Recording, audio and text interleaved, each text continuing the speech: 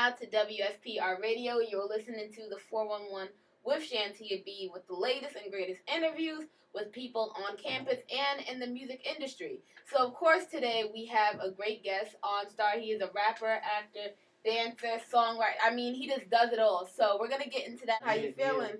Everything is blessed, just happy to be here, you know what I mean? Just chilling, brought me out. Much appreciated. Yes, of course. Every time I see some new and fresh talent, I gotta make sure they come here first. Yes and yes. Get the exclusive information, see what's going on with them, not only as an artist, but as a person.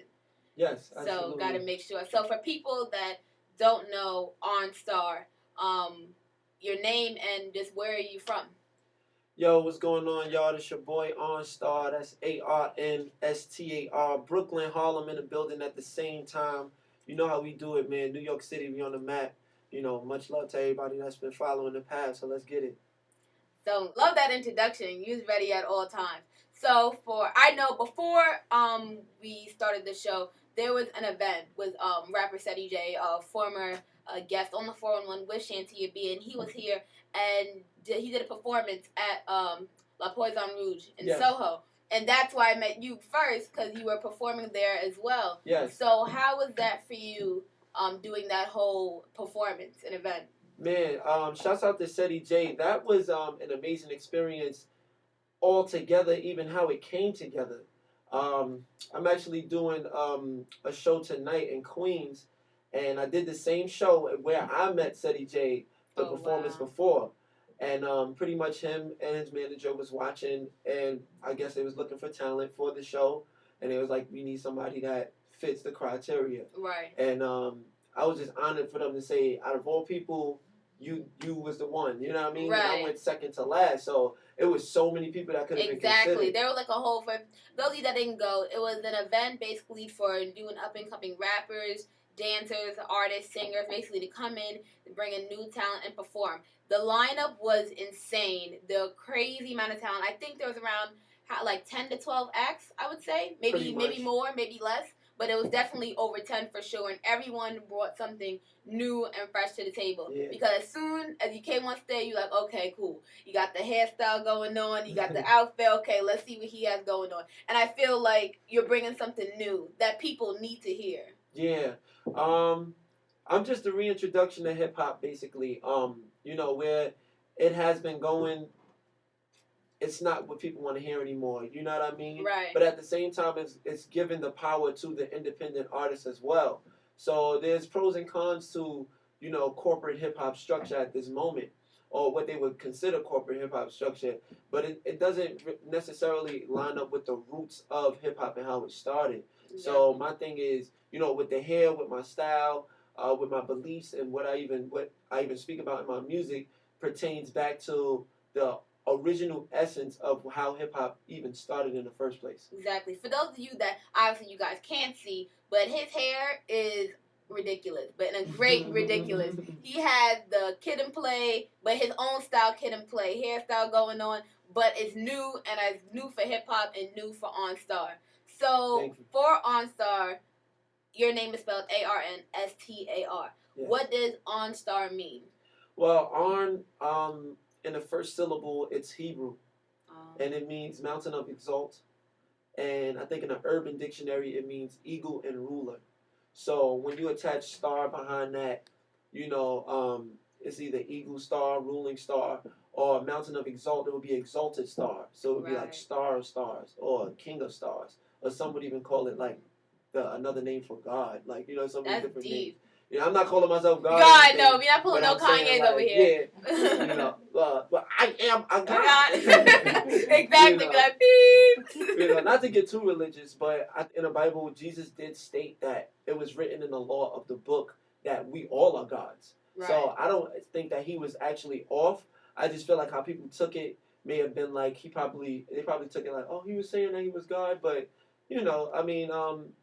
he's very confident in who he is, and I respect that.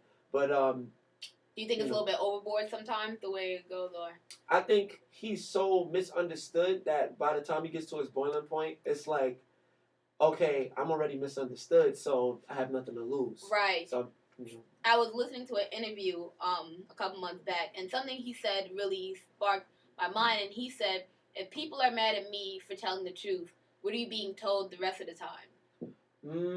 That I never took it that way, because it made me think, like, most of the time he is telling the truth, and it's because it's Kanye West. There's people that take it into a whole nother light and switch it. So that always stuck with me. Right. Shout out to Kanye though, because Kanye has been always innovative with his style. Right. One of the albums that I love the most probably wasn't as hip hop as people would want it to be, and it wound up being one of his greatest albums is 808s and Heartbreaks. Mm-hmm. And it seemed as if we were going through the same thing at the same time, is why I identified it. Like, my mother had just passed away, and me and my girlfriend had just broke up.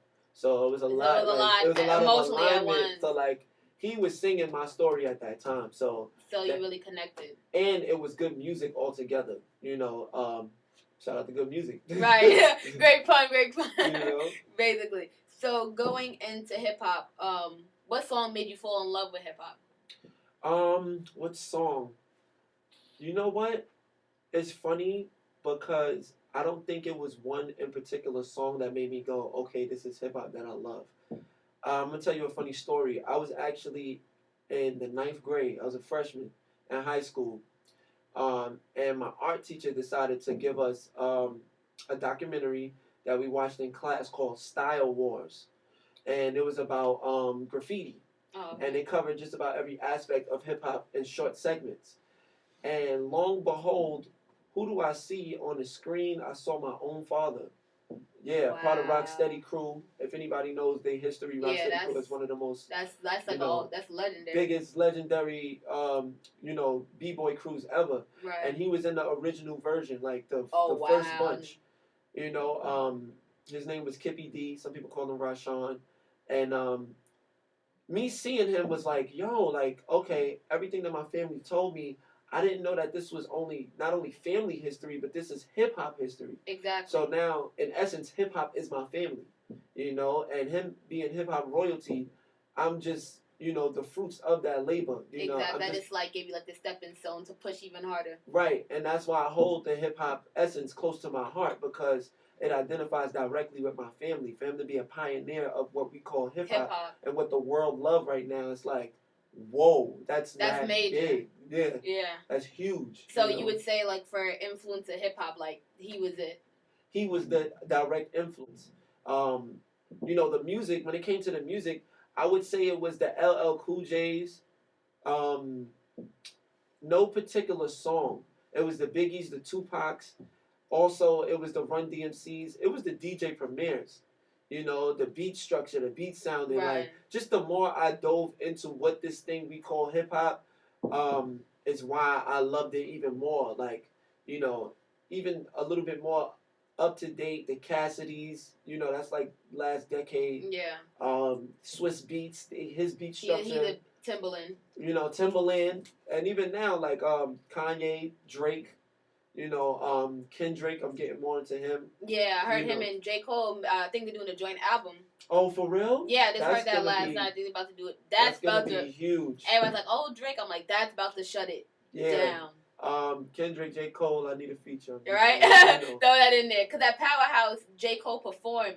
And when in the beginning of his performance, he showed a montage of police brutality and people getting beat. So it got so quiet, so quick. And then he just stepped out and did his thing. But it was very moving. Right. So I feel like he's someone we need. Right. And like, you know, I'm inclined with that. You know what I'm saying? Like, I'm not gonna sit here and say, you know, any of these gentlemen, I'm their biggest, huge fans, but I watch every last one of them for something.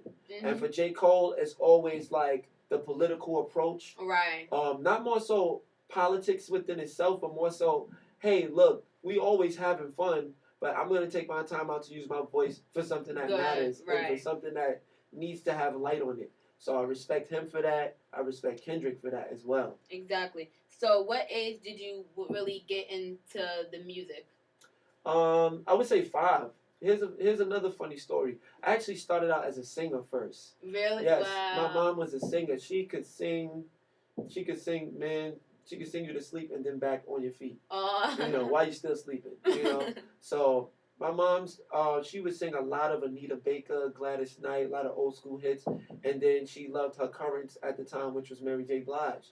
And so, like, every time I hear a Mary J. Blige song, I think of my mom. Yeah, it takes you back. Yeah, like, automatically, because she sung them so well that I don't even hear Mary's voice no more. It's like my mother's voice is, like, synced. You know how, like, Jamie Foxx did Ray? Yeah, you see his face, but you hear Ray. Exactly. It's kind of one of those things. And I started out singing. At 9, I was in the boys' choir of Harlem studying opera and classical music.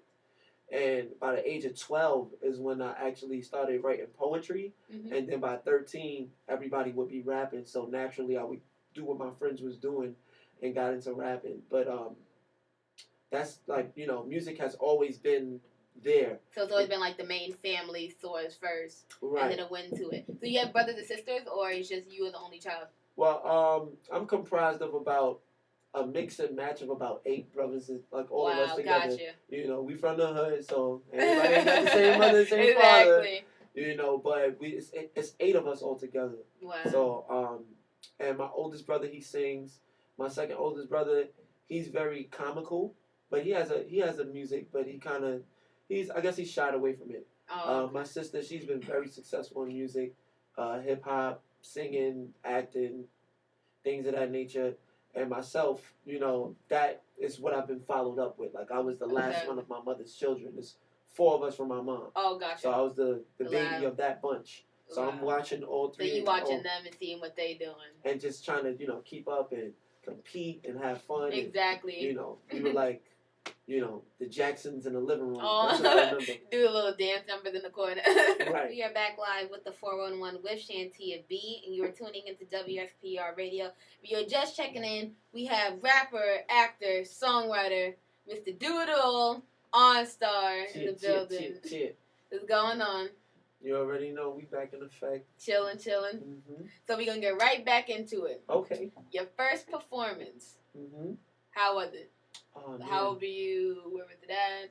Oh, wow. Okay, now you make me go back into the think tank. My first performance, man.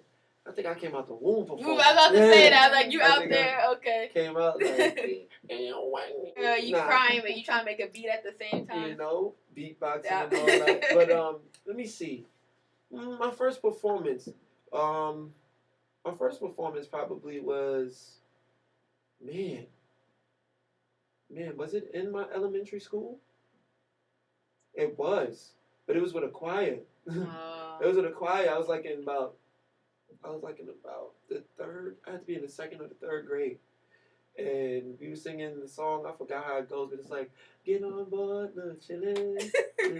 I don't know, but Miss Beasley, shouts out to her. I can't believe I still remember some of my teachers, but I'll never forget her because she first got me into like getting out there and You ever visit her? You know what? I should go back to my old school and see who's actually there first. Oh yeah. Because I heard a lot of people. School systems have switched around a lot drastically. Yeah, my high school as well. You know what I mean? Like high schools became campuses, and maybe I should take like a nice little school tour where I just go and greet my old teachers and from each segment from elementary to middle school to high school. Right, just give them the update. And then, they may even want to have you as a guest speaker and talk about to influence young teens as well. So right, absolutely. I wouldn't come by myself either. I would bring some colleagues of mine too, like just so it can be a full, well-rounded experience. Exactly. You know what I'm saying? So like a bunch of different perspectives. Yes, absolutely. So when was that big moment for you when you realized, like, wow, like you're not just a regular teenage boy, like you're Arnstar with the name, and when you walk in the street, people know you? 3 words, 1 place, Madison Square Garden.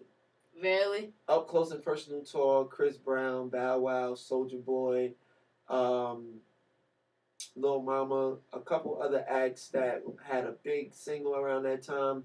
It was just amazing. Like, I didn't get a chance to actually grab the mic to do one of my songs, but I got to dance.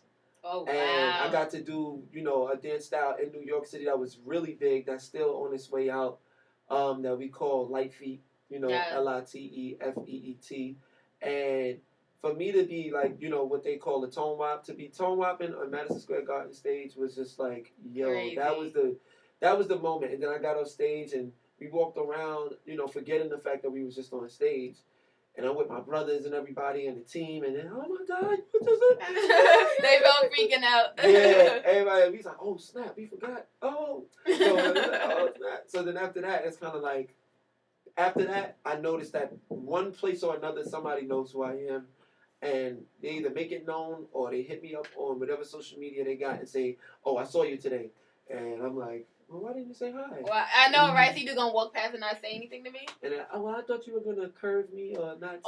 I was like, no, next time. That's crazy because a lot of people, like, that we have when they say that a lot. I ask, like, you know, like, when fans come to you, they're like, yeah, like, they'll tweet me, but like, they won't come up to me.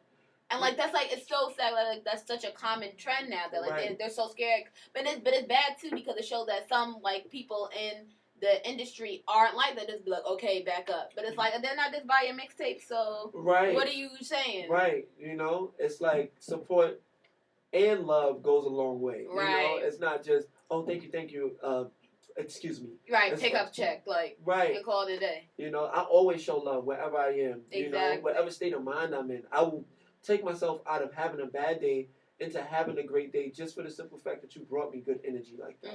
You know? That's deep. I mean, you do have your creeps, but you know who's creeping. Exactly. You could pick out and right. you could watch. So was that the largest crowd you performed in front of? It's either out of that one or the very next one, which was Taj Mahal. We did Taj Mahal right after. Wow. Yeah, so if Madison Square Garden is bigger than Taj Mahal, then yeah, that's the biggest crowd that I performed in front of. And how was that? That was just, man, it leaves you speechless because when you see all those people, you can't really grasp all they face. So right. At one time, it almost like all those people have one big face, and it's they voice at the same time. So you're really just like appreciating everything that's coming to you at one time, but you're intaking it while you're expressing what it is that you came to do at the same time. Gotcha. So it's surreal. It's surreal. It's like a high, like a euphoria that you know. I can see why some people are like, you know, doing so much to get as much spotlight and fame as possible. Exactly. Me, I'm kind of content with what comes to me because as long as, you know, I keep my morals intact and my values up front and deeply rooted, I'm fine wherever I am. Exactly, and especially coming from a family that was basically starting off with hip hop. Right. It was great because you always had a support system. Kind of with some people, they'll do their own thing and then they'll basically have to just put their feet in the water and then however they go, they go. But you, on the other hand, it was different because you had a whole support system behind you. Right. And, you know, not to get it twisted, we had downs. You know, we had roots, but we were down. We were down and out. My mother, she was on welfare with all of us, you know, but still giving us the nutrients, the spiritual nutrients that we needed to go and get it on our own. Because she was a fighter. She wasn't having nobody. She wasn't taking no handouts as much as she was on government assistance. She did everything to get off of it, and she got off of it. She said she was gonna get a license. She got a license. She said she was gonna work here. She got the job there. You know what I mean? She just kept building. Like I saw my mother build her way out of poverty, but still more so to like middle class. Exactly. But we started off. It was a time where I was eating oodles and noodles for a year and a half straight to the point where I just knew what I was going to eat for dinner that night. Like, that was it, you know? And, you know, those thoughts and those feelings are still there in my spirit. Like, I still know that as well as I'm doing, as well as I need to continue to keep doing. Right. Like, you know, I'm not, you know, the greatest superstar in the world that you've ever seen. As much as I would aspire to be respectfully, I still got to know where I am, you know? So it's a mixture, you know what I mean? It was almost like, if you know what you got to do it right, and you'll get where you need to be. And I've just seen those examples be set before me. Even with my immediate family, my brothers, my sister, they all did that for me. So, you know, I appreciate my family for laying that out for me. Definitely, for sure. Going into that with family, the W.A.F.L.E or W.A.F.L.E. Yes. I looked at it on social media. I was like, okay, W.A.F.L.E. I'm trying to figure out where they're going to go with this. I was like, let me ask them, what is W.A.F.L.E? W.A.F.L.E crew. W.A.F.L.E stands for We Are Family for Life Entertainment. Wow. Yes. Who came up with that? My boy Andrew Goofy Saunders. You know, he started the group. Yeah, he gathered a couple of the members. I'm actually if not the newest member, one of them. I think, if not one of them, I am the newest member of W.A.F.L.E. So, from what let me see if I know my W.A.F.L.E history. Um, Basically, we are a light feet crew.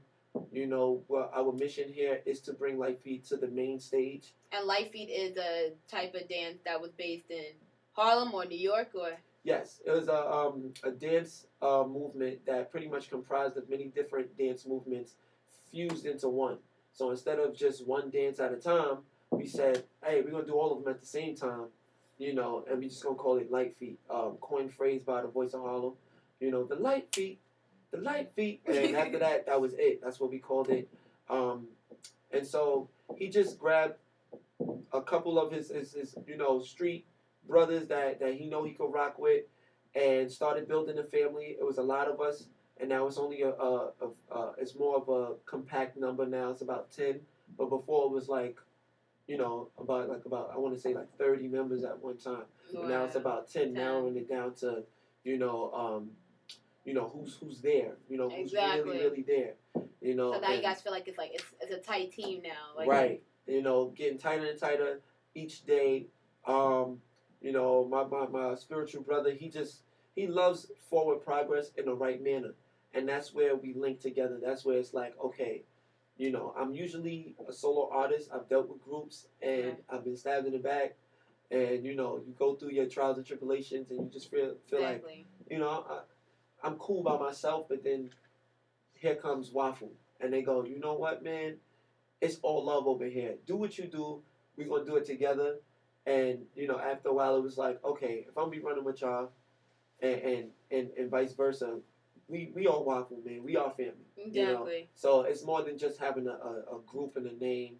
But our focus goal is to get Light Feet to its highest stage, and we've been very successful with breaking through mainstream areas. We did what's this? Access Hollywood. Yeah, I was about to add. You guys did Access Hollywood. Yes. When did you do that?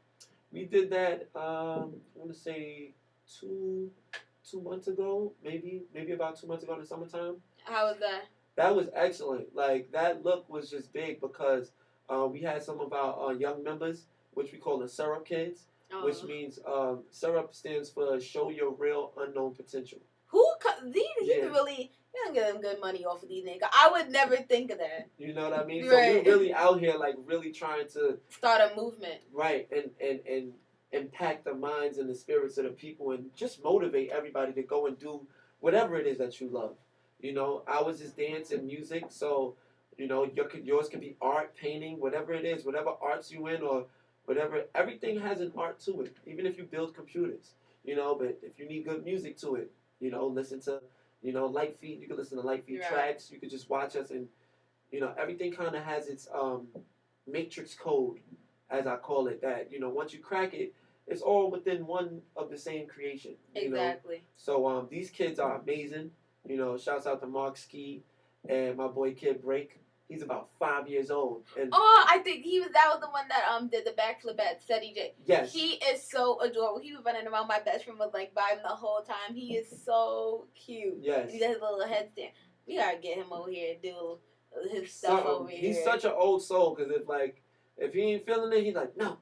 He'll be the one dictating, forget y'all, be like, no, press play. He'll give it like the 10 seconds now. Right, and one thing I love about his spirit is that he's ready. He's ready to grow at any given moment. Like, if you see somebody go before him and they do something that's just fire, he's taking off his jacket. Like, you're ready to. He's like, okay, now I'm about to give it to you. I'm about to do what you just did. I'm about to flip it into a new move. I'm about to rename the move. Exactly. So him being 5, like, our youngest member is strong. You know what I mean? And that speaks for itself. Right. And me being the MC of the crew, it gives me a whole space within itself. It's like, I can't clash, even though I dance, I can't clash my members, because, I give them the lyrics to dance to make up their new moves. Mm-hmm. And it's much appreciated that they appreciate my lyrics. They always tell me, yo, this is hot. Yo, you could change that. Yo, flip that around. Or what if you rapped about this on a Light Feet track? And so, like, one thing I love about our group is all egos are dissolved, And I think that's one of the biggest things out of everything, because egos can be a killer for a lot of people. The fact that you guys already had that squashed and you guys just out here just killing it. Right. You guys are already like 10 steps ahead. Thank you so much. Appreciate that. Dean's List Tour, put together by Scott Morris and friends. It's just a bunch of artists from all over the city and also from other parts of the country as well.